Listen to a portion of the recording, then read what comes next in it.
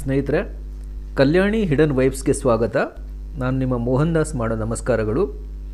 ಅಪ್ಪಣ್ಣಾಚಾರ್ಯರ ಮನೆ ಅಂದರೆ ರಾಘವೇಂದ್ರ ಸ್ವಾಮಿಗಳು 13 ವರ್ಷಗಳ ಕಾಲ ನಂಟು ಹೊಂದಿದ್ದರು ಎನ್ನಲಾಗಿದೆ. ರಾಯರು 1658ರಿಂದ 1671ರವರೆಗೂ ಈ ಮನೆಯಲ್ಲಿ ವಾಸವಾಗಿದ್ದರಂತೆ. ವಿಶೇಷವಾಗಿ ಮನೆ ಪ್ರವೇಶಿಸಿದಾಗ ಒಂದು ಒರಳುಕಲ್ಲು ಕಾಣಿಸುತ್ತದೆ. ರಾಯರು ಅಡುಗೆ ಮಾಡಲು ಇದನ್ನು ಬಳಸುತ್ತಿದ್ದರಂತೆ.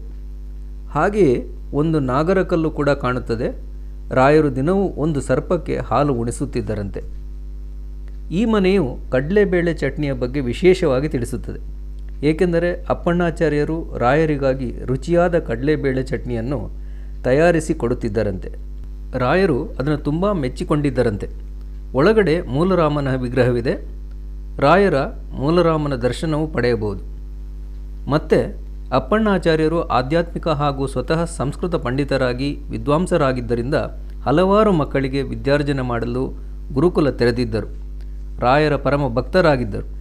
ಈ ಮನೆಯ ಬಗ್ಗೆ ಹೇಳಬೇಕೆಂದರೆ ಇದು ಪುನರ್ನಿರ್ಮಾಣ ಮಾಡಿದ ಕಟ್ಟಡ. ಮೊದಲಿನ ಹಳೆಯ ಮನೆ 2009ರ ತುಂಗಭದ್ರಾ ಪ್ರವಾಹದಲ್ಲಿ ಕೊಚ್ಚಿ ಹೋಗಿದ್ದರಿಂದ ಇದನ್ನು ನವೀಕರಿಸಲಾಗಿದೆ. ಹೀಗೆ ಬಿಚ್ಚಾಲೆಗೆ ಹೋದಾಗ ರಾಯರ ಮನೆಗೆ ಎಲ್ಲ ಭಕ್ತರು ಭೇಟಿ ಕೊಟ್ಟೇ ಕೊಡುತ್ತಾರೆ. 13 ವರ್ಷದ ಬಳಿಕ ರಾಯರು ಮಂತ್ರಾಲಯಕ್ಕೆ ಹೋಗಿ ಸಜೀವ ವೃಂದಾವನಸ್ಥರಾಗುವ ಮೊದಲು ಅಪ್ಪಣ್ಣಾಚಾರ್ಯರು ಪೂಜ್ಯಾಯ ರಾಘವೇಂದ್ರಾಯ ಈ ಮಂತ್ರವನ್ನು ರಚಿಸಿ ಹಾಡುತ್ತಾರೆ. ಆದರೆ ಯಾವುದೋ ಒಂದು ಶ್ಲೋಕವನ್ನು ಪೂರ್ತಿಗೊಳಿಸಲಾಗದಾಗ ಆ ಸಂದರ್ಭದಲ್ಲಿ ವೃಂದಾವನದ ಒಳಗಿನಿಂದ ಒಂದು ಸ್ವರ ಬರುತ್ತದೆ.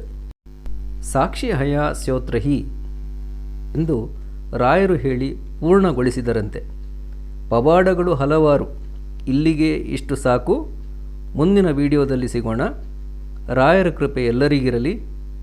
ಓಂ ಶ್ರೀ ರಾಘವೇಂದ್ರಾಯ ನಮಃ. ಸ್ನೇಹಿತರೆ, ಕಲ್ಯಾಣಿ ಹಿಡನ್ ವೈಬ್ಸ್ನ ಎಲ್ಲ ವಿಡಿಯೋಗಳನ್ನು ವೀಕ್ಷಿಸಿ. ಸಬ್ಸ್ಕ್ರೈಬ್ ಮಾಡಿದವರು ಸಬ್ಸ್ಕ್ರೈಬ್ ಮಾಡಿ, ಲೈಕ್ ಮಾಡಿ, ಶೇರ್ ಮಾಡಿ. ಧನ್ಯವಾದಗಳು. ನಮಸ್ಕಾರ.